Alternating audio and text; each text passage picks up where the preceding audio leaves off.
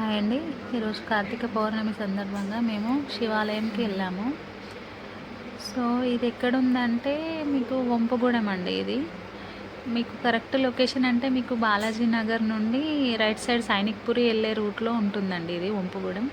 అక్కడ శివాలయం టెంపుల్ చాలా అంటే చాలా ప్రశాంతంగా ఉంది.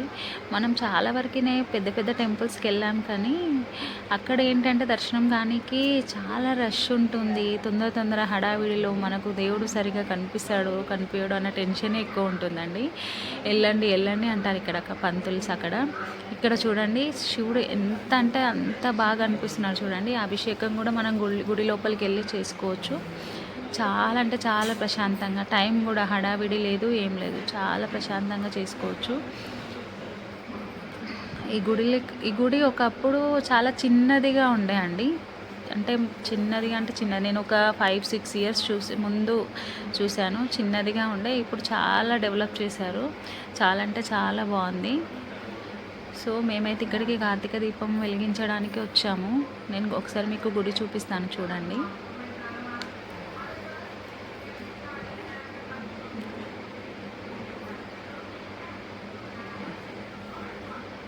ఇక్కడ హడావిడి లేదు, అంటే ఎవ్వరు మీకు అబ్జెక్షన్ చెప్పరు. చాలా ప్రశాంతమైన దర్శనం మనకి కలుగుతుంది దేవుడిది చూడండి.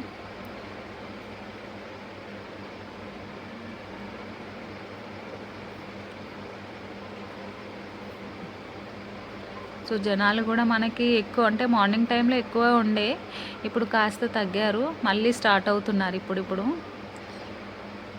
ఈరోజు కార్తీక పౌర్ణమి కాబట్టి చాలా రష్ వస్తారండి ఇక్కడికి.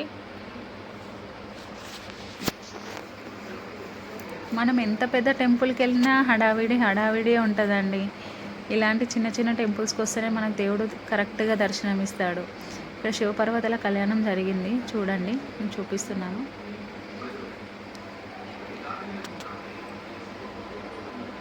మేమైతే దర్శనం చేసుకున్నాము.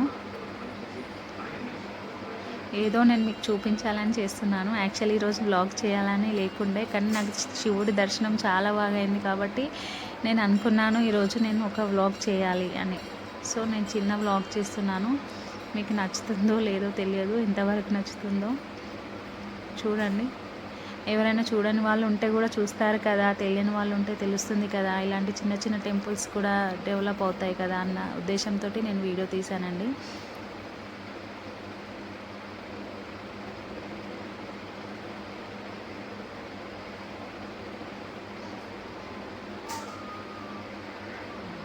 బయట అయితే చాలా ఖాళీ ప్లేస్ ఉంది చూడండి. శివుడి విగ్రహం, అందరు కార్తీక దీపాలు వెలిగించారు చూడండి. చాలా అంటే చాలా ప్రశాంతంగా ఉందండి. ఎలాంటి హడావిడి లేదు, ఎలాంటి ఇట్లా వాయిలెన్స్ లేదు.